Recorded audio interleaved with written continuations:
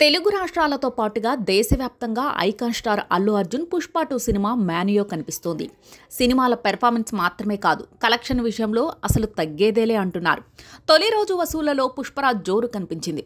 ఇప్పటి వరకు ఏ భారతీయ సినిమా సాధించని విధంగా పుష్ప 2 తొలి రోజు ఏకంగా 294 కోట్ల గ్రాస్ వసూళ్లు సొంతం చేసుకుని సరికొత్త రికార్డుని నమోదు చేసిందని చెబుతున్నారు.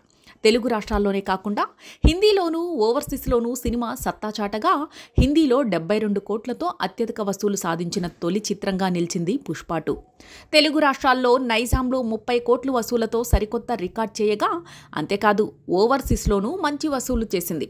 పుష్ప 2 సినిమా తొలి రోజు ఏకంగా 294 కోట్లు వసూలు చేయడంపై మాజీ మంత్రి అంబటి రాంబాబు ఎక్స్ వేదికగా స్పందించారు. ఇండియన్ సినిమా చరిత్రలో మొదటి రోజు 294 కోట్లు కలెక్ట్ చేసిన వాడు మనవాడు కావడం నాకు ఎంతో గర్వంగా ఉంది అంటూ ట్వీట్ చేశారు. అంతకుముందు కూడా అంబటి ట్వీట్లు చేశారు. పుష్ప 2 తెలుగు వారికి పేరు తేవాలి అన్నారు. పుష్ప అంటే వైల్డ్ ఫైర్ అనుకుంటివా, కాదు వరల్డ్ ఫైర్ అంటూ ట్వీట్లు వచ్చేశారు. పుష్ప 2 సినిమాపై అంబటి మాత్రమే కాదు, వైఎస్ఆర్సీపీ నేతలు కార్యకర్తలు కూడా ట్వీట్లు చేస్తున్నారు. అంతేకాదు, పుష్ప 2 సినిమాను వైఎస్ఆర్సీపీ నంద్యాల మాజీ ఎమ్మెల్యే శిల్పా రవిచంద్ర కిషోర్ రెడ్డి తన స్నేహితుడు అల్లు అర్జున్తో కలిసి బుధవారమే సినిమాను చూశారు. తన కుటుంబంతో పాటు శిల్పా రవి సంధ్యా థియేటర్కు వెళ్లారు. బన్నీ ఫ్యామిలీతో కలిసి ఆయన సినిమా చూశారు.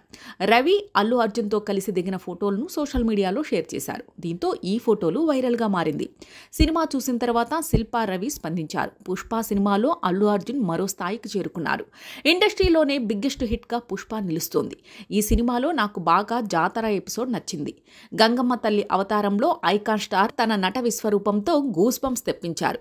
ఈ సీన్ ఎప్పటికీ గుర్తుండిపోతుంది అన్నారు. అల్లు అర్జున్, శిల్పా రవిచంద్ర, కిషోర్ రెడ్డి మంచి స్నేహితులు.